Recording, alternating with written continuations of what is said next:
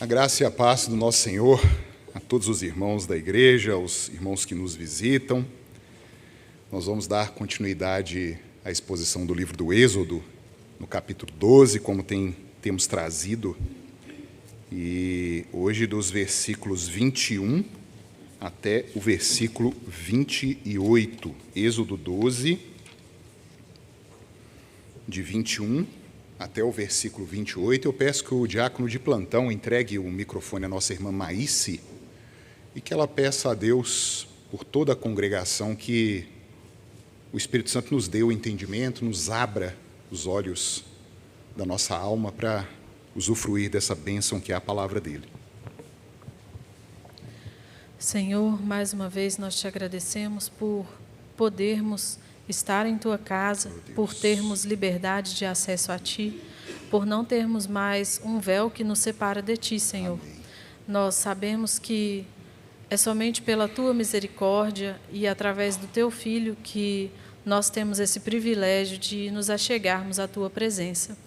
Te pedimos nesse momento, Senhor, que o Senhor nos dê entendimento, que o Senhor nos ilumine para que nós possamos aprender mais sobre o Senhor e que nós possamos aplicar na nossa vida, meu Deus, tudo aquilo que o Senhor nos pede, Senhor. Nós somos falhos, nós somos imperfeitos, mas tenha misericórdia de nós, Senhor, e nos ajude a sermos cada vez mais santos e seguirmos a tua palavra. Te peço, Senhor, que o Senhor ilumine o pastor Ricardo, para que tudo aquilo que ele falar seja a voz do Senhor, meu Deus, através dele. Que não apareça nada dele ali, meu Deus, mas somente o Senhor. Te agradecemos mais uma vez pela oportunidade de podermos cultuar ao Senhor e aprendermos sobre a tua palavra. Em nome de Jesus, amém. Amém, amém.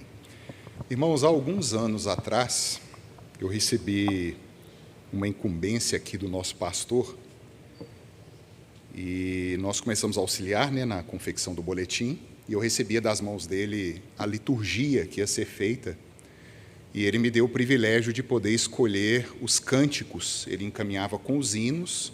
Falei, escolha os cânticos a serem inseridos na liturgia, que é essa preparação até a pregação da palavra, essa primeira parte da liturgia. A palavra também faz parte, do encerramento desse serviço que está acontecendo aqui.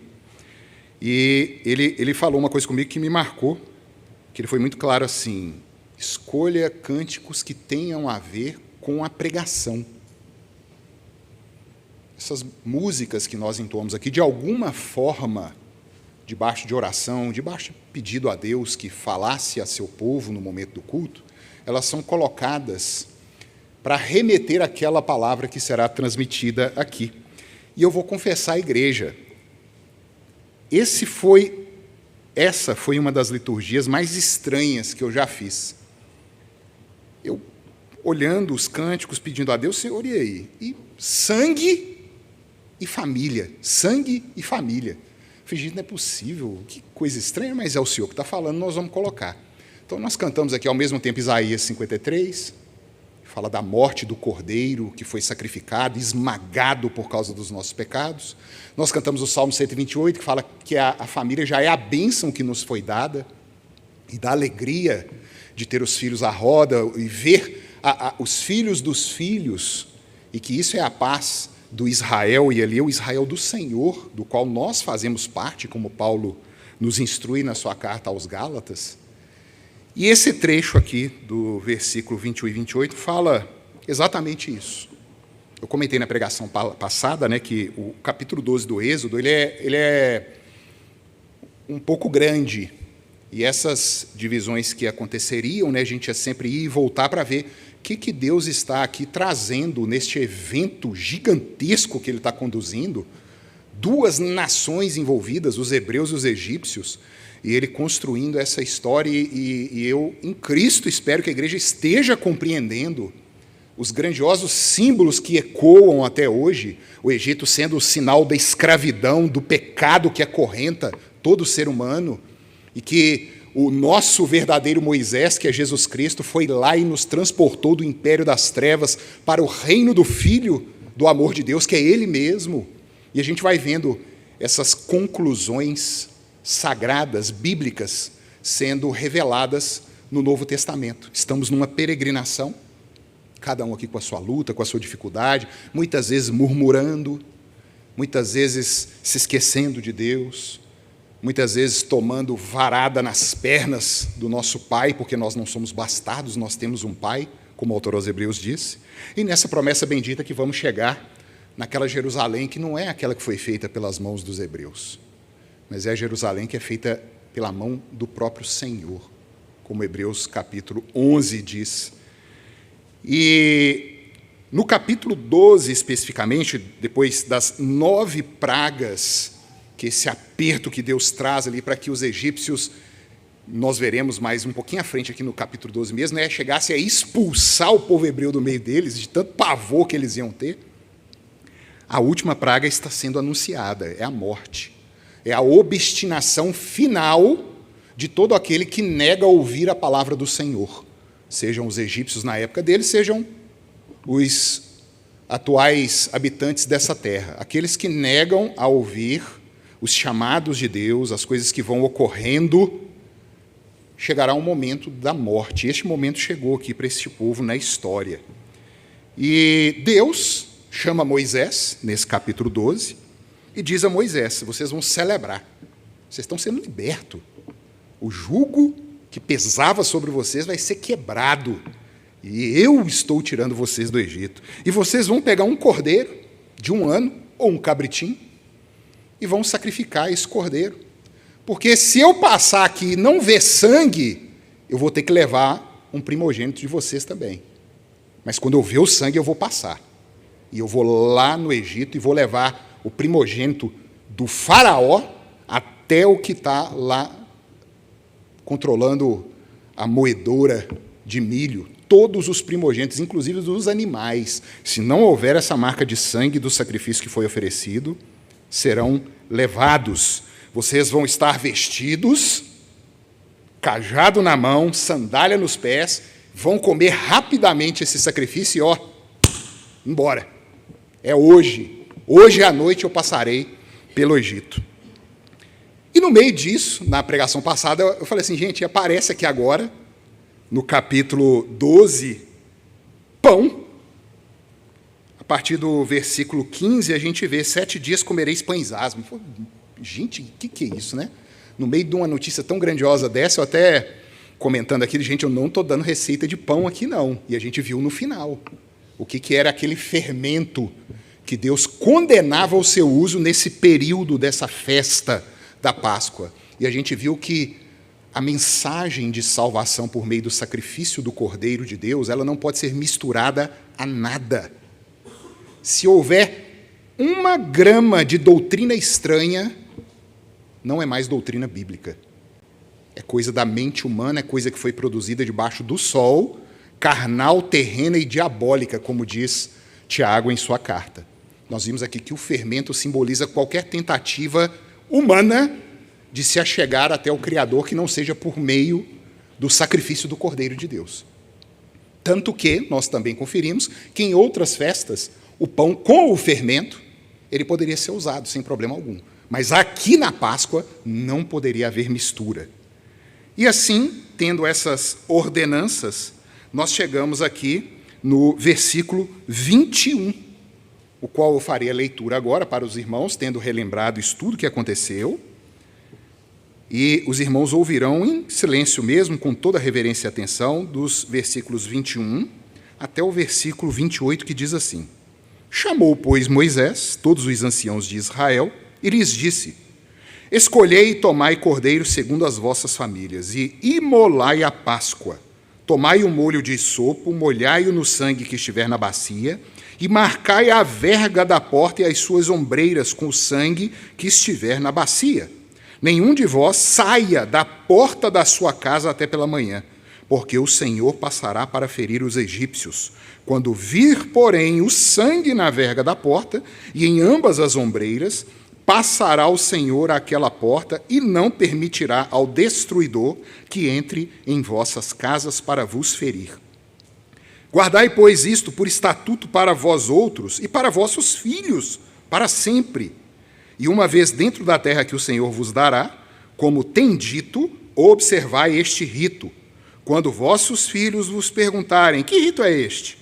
Respondereis, é o sacrifício da Páscoa ao Senhor, que passou por cima das casas dos filhos de Israel no Egito, quando feriu os egípcios e livrou as nossas casas. Então o povo se inclinou e adorou.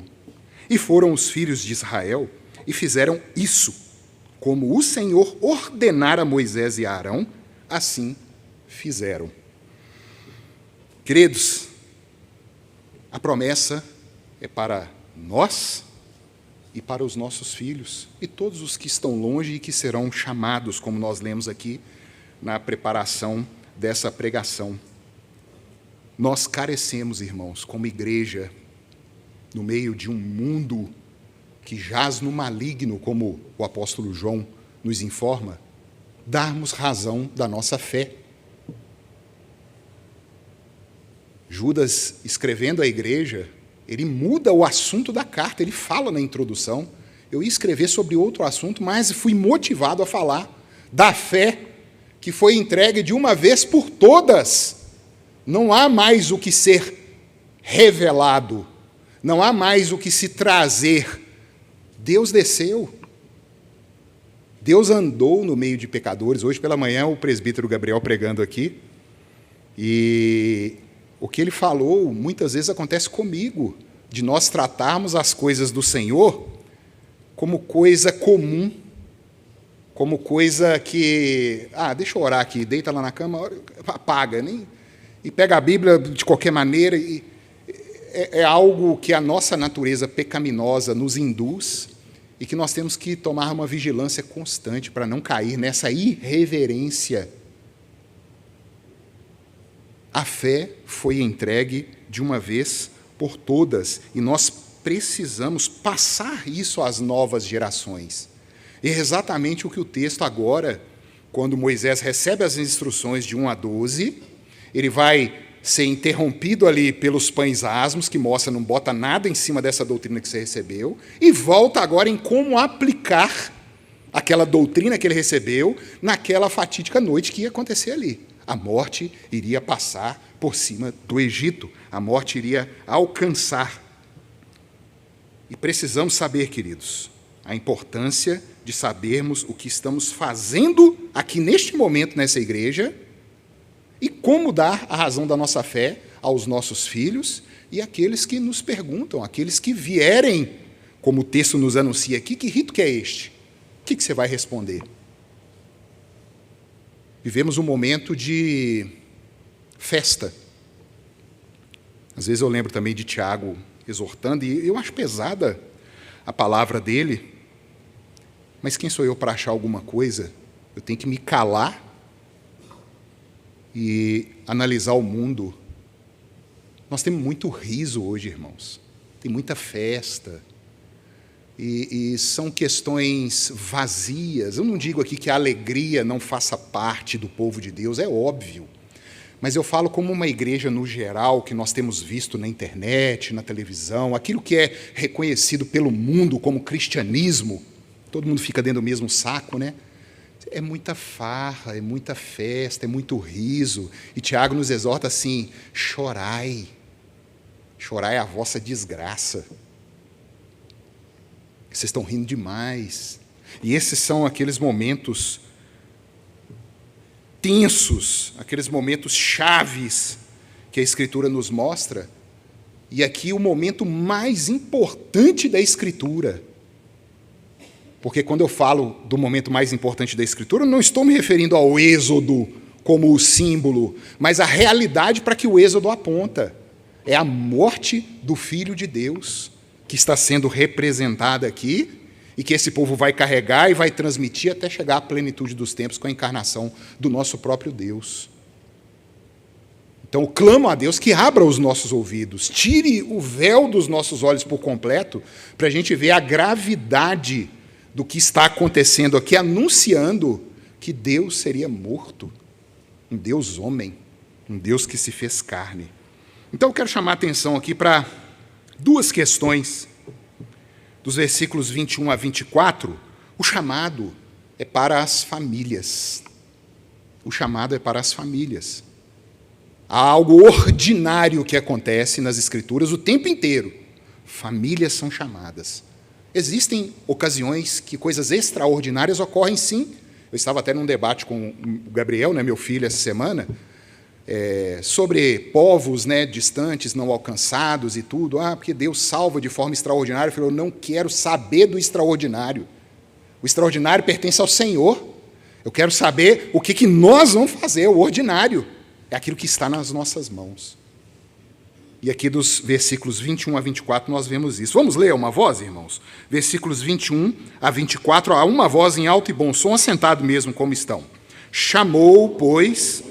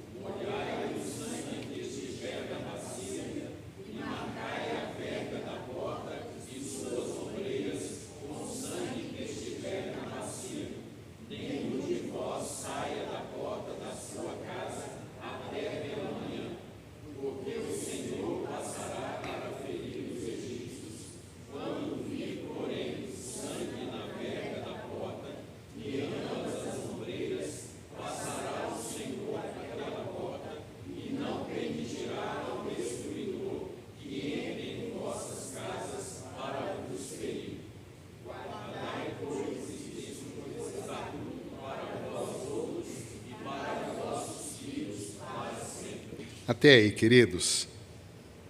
Aliança com famílias e sangue. Chamou, pois, Moisés sendo este mediador entre o Deus que estava vindo resgatar o seu povo no Egito e aquele povo que clamava ao Senhor. Moisés, esse representante do Senhor, fazendo aquele papel bendito deste mediador, foi atrás de quem, irmãos? Os anciãos de Israel. Aqui no Dicionário Internacional é muito claro de teologia que eram os cabeças, os líderes, os homens, os pais de família foram chamados. Para essa mensagem mais terrível que estava chegando ali, a morte vai pairar por sobre o território do Egito. Os homens são convocados e Moisés os instrui a fazer exatamente aquilo que o Senhor tinha colocado para ele. Tomem o cordeiro, vossas famílias, como ele já tinha falado, e se a família for pequena para um cordeiro, chama outra família. Vocês veem essa comunidade, essa comunhão no meio do povo de Deus? Chamem as famílias, celebrem, sacrifiquem a Páscoa, creiam, por causa deste sinal, que o Senhor poupará os primogênitos do Egito. Se nós formos lá na carta aos Hebreus, dê um pulinho lá na frente, capítulo 11 de Hebreus, no versículo 28, eu falei aqui, fé na Páscoa. Fé na Páscoa, sim. Olha o que é dito para nós em Hebreus 11, 28, que diz assim, pela fé, falando de Moisés aqui, né, desde o versículo 23, pela fé, celebrou a Páscoa e o derramamento do sangue, para que o exterminador não tocasse nos primogênitos dos israelitas. Pela fé, Moisés chama aquele povo, chama a responsabilidade, especialmente dos homens ali, das tribos de Israel, e ordenam que eles celebrem o sacrifício e tenham fé que o Senhor os poupou e que o Senhor os libertaria naquela própria noite. Então eles tomam um molho de isopo. Eu estava até vendo que não há consenso sobre essa planta, uns chamam de manjerona, outros de manjericão, e me parece que essa planta ela tem uma textura nas suas pequeninas folhas que enchem o caniço, né, do isopo, e essas flores bem pequenininhas e bem, não sei o termo aqui, engruvinhado, algo bem amassado ali, ele retém o sangue quando bate, ele retém o líquido ali, e por isso foi escolhido essa planta, para que ela pudesse fazer a aspersão ou a mancha nos umbrais, nos marcos da porta e na verga que a atravessa de cima. Essa planta iria ser usada para molhar com o sangue. Nós vimos aqui o sangue simboliza a vida. Havia vida naquele lar. A porta de entrada da casa simbolizando o ambiente familiar, foi santificado pelo sangue do Cordeiro que foi oferecido ali, e o destruidor passaria por cima. O sangue, queridos, que estivesse na bacia do sacrifício, deveria ser aspergido, e todos ficariam sem sair da casa até pela manhã.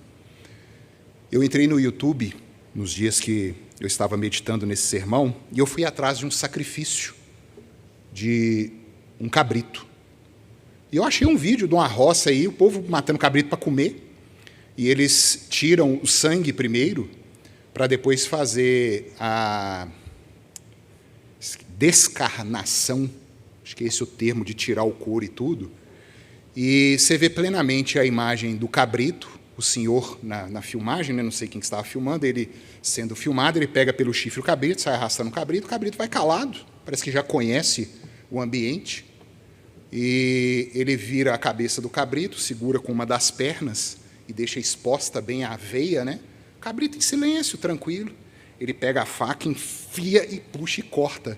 E ali o cabrito grita, ele geme, e o coração batendo vai achar saída daquele fluxo, né? Ali ele perde a pressão, e à medida que o coração vai batendo, aquele sangue vai caindo ali, uma bacinha de alumínio, essas cumbuquinhas de alumínio embaixo, enchendo o sangue ali, não sei para quê. Não era um ritual, era para comer. E aquilo me chocou tanto, porque você via a vida, o cabrito tentando resistir à vida dele, esvaindo no sangue, e o sangue do sacrifício ali na hora, escorrendo na bacia. E, queridos, hoje nós vivemos uma geração que não sabe o que é um sacrifício. A gente vive uma geração que acha que carne é fabricada pela geladeira no supermercado, que o leite com Toddy que é comprado nas embalagenzinhas vem da vaca. É uma geração que perdeu o senso da dor, do sofrimento, do símbolo que isso aqui carrega. É impressionante como Satanás conseguiu enganar o mundo, criar um politicamente correto, aonde uma criança, um jovem, não consegue assistir um vídeo de um cabrito ser sacrificado. Não consegue. Abala o psicológico. Não vai dormir à noite, vai impressionar. E isso aqui era feito no meio das crianças. Hoje, inclusive, o nosso professor de hebraico, quando ele foi fazer a especialização, ele acompanhou um ritual, nosso professor do seminário, Manassés. É uma festa que os hebreus fazem lá, e tem o abate de cabritos. E a meninada no meio, lá eles participam. Os cabritos são mortos, os meninos no meio acompanhando e tudo, mas o Ocidente tem algo meio estranho no nosso meio. Um milindre, uma sensibilidade que afasta o conhecimento, inclusive o que é nos dado pela Escritura, de saber a dor do Cordeiro Pascal, a dor que ele passa ali por causa dos pecados que precisam ser expiados, porque senão o primogênito da casa vai morrer. Um tem que morrer, a lei de Deus vigora. A lei de Deus vigora, a lei de Deus foi quebrada, e uma vítima precisa ser morta. Deus não é menino, queridos. Hoje, muito se olha como se Deus fosse um igual, como ele diz no Salmo 50, né? Achaste que eu era um igual a ti, mas agora vocês vão ver o juízo. E a gente precisa parar de brincar com a palavra do Senhor. O sangue da vida seria passado nas ombreiras, no marco, e salvaria. E nenhum deveria sair da porta de sua casa até pela manhã. Esse símbolo familiar da casa, da porta, do povo junto, família celebrando junto, me remeteu ao pacto abraâmico e todas as bênçãos que Deus prometeu a Abraão. As famílias da terra seriam abençoadas, naqueles, não do sangue de Abraão, mas que andassem nas pisaduras de fé de Abraão. E a gente vê lá no Gênesis 22 exatamente esta cena. Abraão sendo provado para entregar o filho dele, Isaque, o filho da promessa. E aí o autor aos Hebreus cita, né, Abraão sacrificou o filho. Ele só não baixou a mão, mas ele já tinha entregue no coração dele. O autor aos Hebreus diz assim, crendo que Deus era poderoso o suficiente para ressuscitar Isaque. Abraão já tinha passado o momento do sacrifício, ele já devia estar orando ali, Senhor, traz o meu filho de volta, e já ia meter a faca nele, o cutelo, já orando para a ressurreição. E aí o anjo brada: Abraão, não toque no menino. E o que aparece por trás, preso nos arbustos? Um cordeiro. Lá um carneiro já era um animal mais velho. E esse pacto parece se repetir aqui agora, para que os primogênitos não morressem, os filhos não fossem levados, um substituto deveria ser dado. E o texto continua: porque o Senhor passará para ferir quem? Os egípcios. Haverá um dia de juízo, irmãos.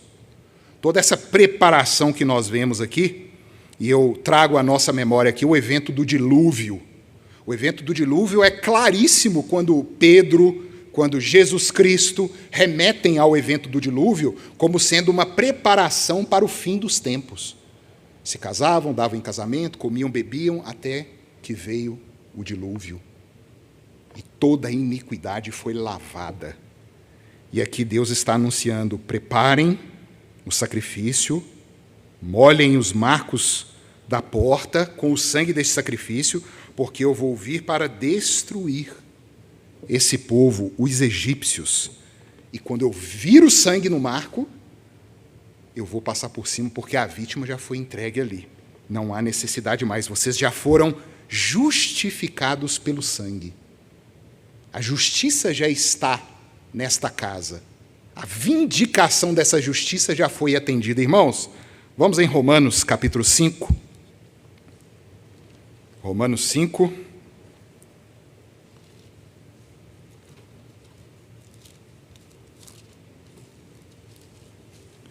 Versículo 9.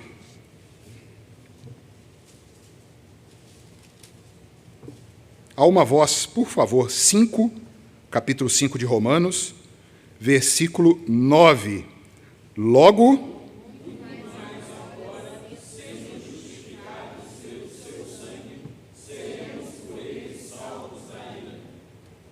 vocês estão percebendo? O que está vindo sobre aquele povo do Egito? A ira de Deus. E como que aqueles hebreus seriam justificados? Com o sangue marcando a porta. O que Paulo nos diz aqui que Jesus Cristo faz conosco? Nos justifica pelo sangue da ira.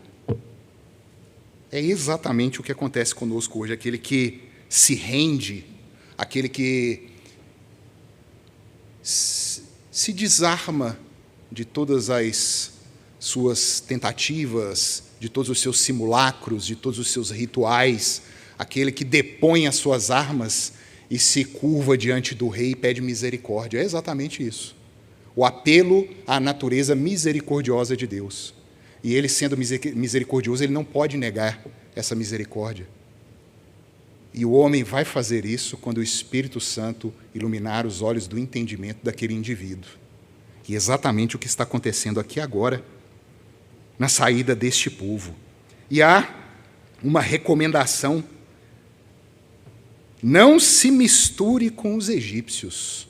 Vocês vão marcar a porta, Deus já tinha dado esse alerta lá atrás: farei distinção entre os egípcios e Israel. E nós lemos aqui no versículo 22, nós vemos aqui agora no 23 que o destruidor, esse anjo misterioso, que executa a vontade de Deus, a ponto do autor aqui, Moisés, atribuir ao próprio anjo pronomes na terceira pessoa, como se fosse o próprio Deus. Porque quando nós somos obedientes a Deus e falamos das Escrituras, nós somos o próprio Cristo falando. A autoridade não é nossa, a autoridade é de um terceiro, é divina. E aqui esse destruidor vem, e eles não deveriam sair das casas. O destruidor não entrará nas vossas casas, fiquem lá dentro, porque essa casa foi justificada. Não há a menor possibilidade de acontecer algo aqui neste lar.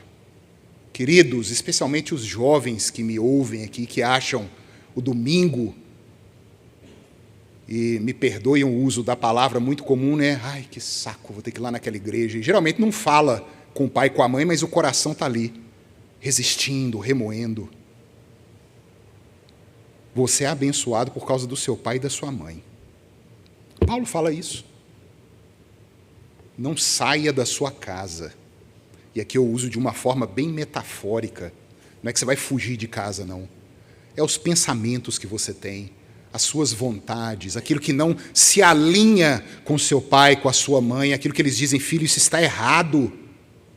É isso aqui que vai acontecer com você. Você vai sair da sua casa com o seu coração, perceba, você não precisa sair com o corpo, é o seu coração que está fora de casa, e o destruidor vai te exterminar. Essa era a promessa lá atrás, é a promessa para hoje. Aqueles que não botam a fé naquilo que Deus mostra que é a própria realidade, a maneira de nos libertarmos deste juízo que paira por sobre toda a humanidade. Este anjo destruidor, que é dito aqui, que vem para exterminar os que não estiverem com a casa marcada, ele aparece algumas vezes em Apocalipse 7, 2-3, ele fala do anjo que ia ferir a terra, Apocalipse 9, de 3-4, 2 Reis 24, 15-16, 1 Coríntios 10, 10. Vamos a 1 Coríntios? Primeira carta de Paulo aos Coríntios.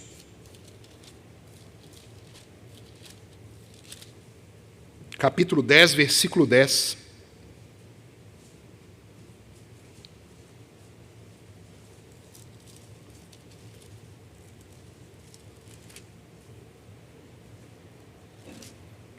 Primeira carta de Paulo aos Coríntios, capítulo 10, versículo 10. Vamos a uma voz, por favor? Nem...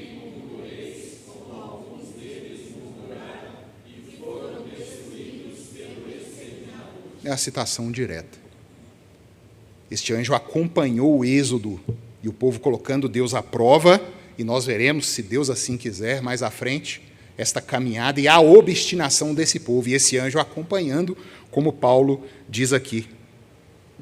E por fim, no versículo 24, nos diz, tudo isso, essa mensagem de salvação, um homem nasceu, Deus encarnou verdadeiramente, morreu no lugar de pecadores. Guardem este estatuto, esta mensagem, este testemunho para vós, aqui hoje, Igreja da Pampulha, e para os vossos filhos, para sempre. Nada muda, irmãos. Tudo continua do mesmo jeito. Às vezes eu até tremo os grupos de WhatsApp que a gente participa, amigos que formaram comigo no seminário, outros grupos, né, reunidos aí chega uma mensagem assim, porque eu vou dar uma inovada, e falo inovação. Eu falo, nossa, pai, é aquela coisa, eu tenho até que me segurar, porque tem inovação que é boa.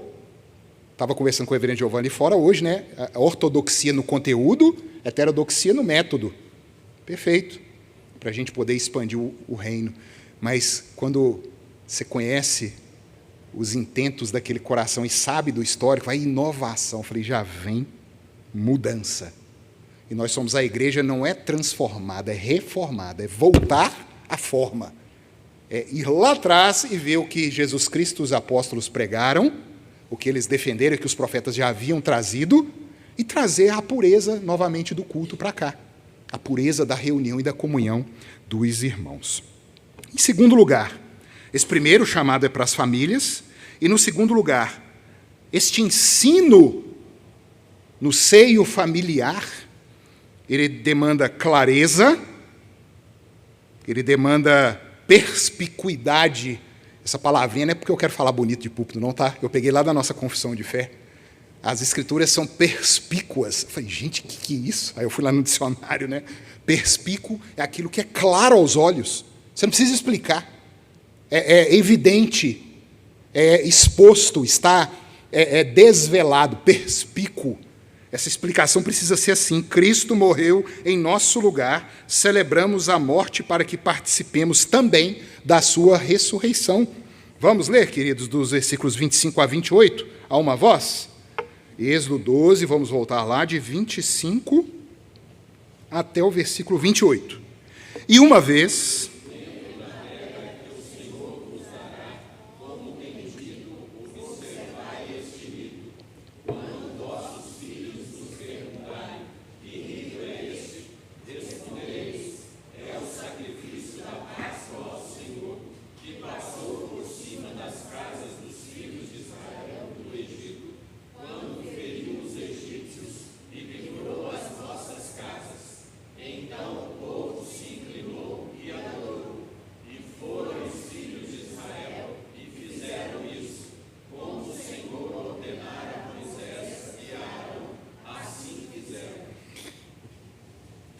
quando entrardes na terra que o Senhor vos dará, existe uma máxima na fé que nós já participamos da Nova Jerusalém e ainda não. É o já e o ainda não. Paulo, ele nos diz que nós já estamos assentados nos lugares, nas regiões celestiais, em Cristo Jesus. Nós já temos essa esperança. Por quê que há tanta certeza de Paulo? Porque essa promessa ela não pode mudar. Qualquer coisa que eu prometer aqui agora, de mim, pode daqui 30 segundos não acontecer, eu morrer, o que for. Mas quando Cristo fala assim, eu morri por pecadores, isso não muda, irmãos. Então, nós já estamos na Nova Jerusalém, assentados nas regiões celestiais em Cristo, mas ainda não. Mas ainda padecendo a fragilidade da carne, do pecado, as tentações, aquilo que constantemente nos assedia. E esse rito, enquanto durar essa caminhada, ele deve ser preservado. Aqui, uma vez por mês, nós celebramos aqui a ceia do Senhor. Nós fizemos nas pregações passadas a transição clara do que é a Páscoa para a ceia do Senhor. Cristo celebrando a dita última ceia, chamada última ceia, a mesa do Senhor, ele rompe ali com toda a ritualística do Antigo Testamento, tudo aquilo que apontava para ele, falando que ele era a carne que estava sendo rasgada e dele estava fluindo o sangue da nova aliança. A nossa confissão de fé, ela trata disso de uma forma tão sublime que ela, relatando a maravilha e a beleza dos rituais no Antigo Testamento, que aquilo ali foi a preparação do caminho para o Filho de Deus, mas como então, se aquilo era maravilhoso, se aquilo ali guiava o povo, aí a nossa confissão diz e fala assim, mas agora, vindo a substância, isso é tão lindo, o que é a substância? É o próprio. Todo o sinal apontava para uma realidade, agora nós temos a realidade nas mãos. É a substância, é o Cristo, o bebezinho que foi gerado no ventre da Virgem Maria, que cresceu em estatura, graça e conhecimento, e que estava sendo entregue como sacrifício pela igreja. A substância chegou. Então, toda essa ritualística ficou para trás. E hoje nós precisamos ensinar os nossos filhos. Aconteceu aqui há alguns anos, eu avisei, já falei com a Fernanda, com o Gediel, falei, olha, essa história ela vai estar na minha memória para sempre. Foi um episódio espetacular. Celebrando a ceia do Senhor, descemos, o presbítero da igreja, isso deve ter uns 4 ou 5 anos. Fernanda estava sentada ali onde Gabriel estava sentado, com o Gedielce e Maria Fernanda. Aí o pessoal de pé, Maria Fernanda caladinho, olhando, e eu passando com a bandeja e tal, cumprimentando os irmãos. Aí a Fernanda pegou o cálice, Maria virou para ela e falou assim, o que é isso, mamãe? Eu quase chorei na hora. Falei, meu Deus, o que está acontecendo aqui? Aí, no final do culto, eu fui atrás da Fernanda. Falei, Fernanda, lê isso aqui. Ó. Foi exatamente esse texto. Êxodo 12. Quando os teus filhos, queridos, versículo 26, e acontecerá, não é se, não, se, não. E acontecerá que, quando vossos filhos vos disserem, que culto é este? Ou uma outra versão diz assim, que rito é este? O que é isso que está acontecendo? Que negócio é esse de pegar pão, de suco de uva, vinho, e o pessoal está cantando, está orando? O que é isso? Então direis, este é o sacrifício da Páscoa ao Senhor, que passou pelas casas dos filhos de Israel no Egito, quando feriu os egípcios e livrou as nossas casas. Louvado seja Deus. O que está acontecendo aqui é que Deus encarnou, ele sendo o Cordeiro perfeito, morreu para pagar o que nós não dávamos conta de pagar. E é isso que está sendo celebrado aqui hoje. Este pão simboliza a sua carne, este fruto da videira simboliza o sangue do nosso Senhor, até que ele venha. Há uma promessa que ele ressuscitou e ele voltará para buscar a igreja. Queridos, isso é claro na mente para vocês? Se os seus filhos, aqueles que já são pais, muitos aqui, grávidos, se os de fora, vamos extrapolar um pouquinho aqui, os de fora perguntarem, o que vocês fazem lá na igreja? O que é aquele símbolo? Por favor, pense no seu coração, o que você vai responder?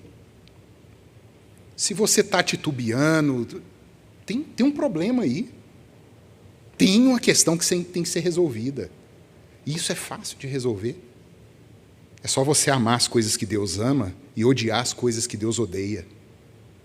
É só você parar de perder tempo nas redes sociais, nas quilométricas deslizadas de Instagram, que não te leva a lugar nenhum. Vai ler a Escritura.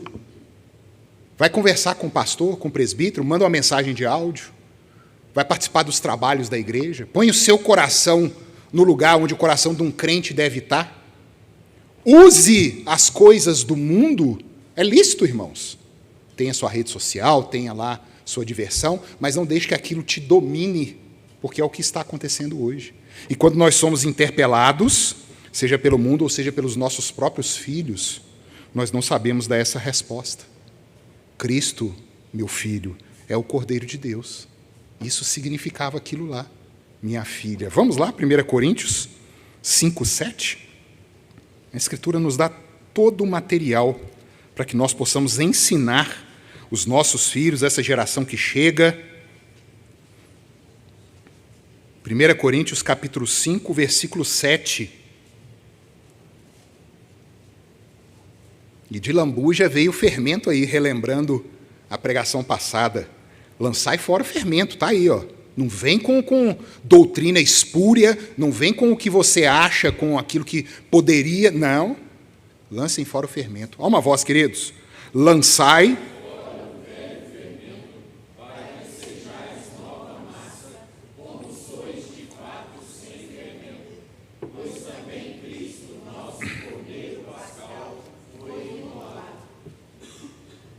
perspícuo. Tira qualquer ensino estranho, não aceitem doutrina, ventos de doutrina, porque Cristo, o nosso Cordeiro Pascal, foi imolado.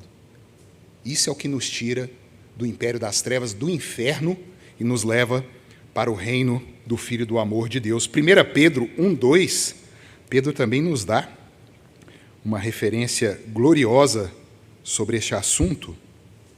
Ele diz, primeira epístola de Pedro 1:2, farei a leitura para os queridos aqui. A partir do versículo 1, Pedro, apóstolo de Jesus Cristo, aos eleitos, a mensagem é para a igreja, viu? Aos eleitos que estão forasteiros ou são forasteiros da dispersão no Ponto, na Galácia, Capadócia, Ásia, Bitínia, eleitos, segundo a presciência de Deus Pai, em santificação do Espírito, para a obediência e a aspersão do sangue de Jesus Cristo. Graça e paz a vós, graça e paz vos sejam multiplicadas. A aspersão do sangue de Cristo, que era para o que essa aspersão do sangue do Cordeiro apontava. Ele é o nosso verdadeiro Cordeiro Pascal. E assim, queridos, nessa perspectiva, nessa esperança que naquela noite o Senhor estaria libertando aquele povo, assim como Ele faz hoje, liberta homens e mulheres dos grilhões do pecado, o povo não tinha mais o que fazer. Eles só adoraram. Uma doxologia, o povo adorou. Eu vou colocar o quê? O que eu posso incrementar? É o povo. Nada. Não tem o que argumentar mais. Me remete a Paulo, no finalzinho do capítulo 11 de Romanos, quando ele fala de todo o plano da eleição de Deus e de todo o seu decreto, e que esse decreto ele é imutável, e que não há STF, não há ONG, não há governo, não há potestade, principado que possa mover esse plano do Senhor em salvar aqueles que Ele amou antes da fundação do mundo. Nós temos duas opções quando nós escutamos isso. Ou a gente vai rilhar o dente e odiar esse Deus por causa do nosso egocentrismo, por causa da nossa vaidade, do nosso orgulho. Como assim eu não participo de nada? Como assim a salvação é gratuita? Eu preciso merecer, eu preciso fazer algo, eu preciso dar algo em troca. Ou então nós vamos fazer o que Paulo fez. Ó profundidade da riqueza, tanto da sabedoria quanto do conhecimento de Deus. Quão insondáveis são os seus caminhos e quão inescrutáveis os seus juízos. Quem, pois, conheceu a mente do Senhor? Ou quem foi o seu conselheiro? Ou quem deu primeiro a Deus alguma coisa para que fosse restituído por Deus? Porque dele, por meio dele, para ele são todas as coisas, a ele, pois, eternamente a glória. Amém. É a doxologia, é a adoração. E é exatamente o que esse povo está fazendo aqui agora. Escravos, 430 anos, debaixo do chicote, sem unidade, como máquinas produzindo tijolos para o Império Egípcio. A única coisa que eles podiam fazer que era se inclinar e adorar. E foram os filhos de Israel. Fizeram como o Senhor ordenara ao seu profeta e ao seu sacerdote, Moisés e Arão. Esse símbolo que Cristo mantém até hoje, o nosso profeta, o nosso sacerdote e especialmente o nosso rei, o filho de Davi, onde tudo se cumpre, onde tudo se une, o sacerdócio real do nosso Deus. Aquele que é filho de Israel faz. Aquele que é filho de Israel confia. Queridos, algumas aplicações. Pais, e eu falo aqui aos homens. Teve um texto que me assustou, Efésios 6:4 e Colossenses 3:21. Nós não vamos ler aqui não, mas vocês vão lembrar. Pais, não irritei os vossos filhos, pais, criai os vossos filhos na disciplina do Senhor. Vocês sabiam que o substantivo ali, ele não é igual no português? No português, quando a gente fala pais, a gente fica na dúvida se é o homem ou se é o casal. O plural também atende ao casal. Mas no grego não tem essa confusão, não. Ele lá está falando é com os homens, viu? É patera.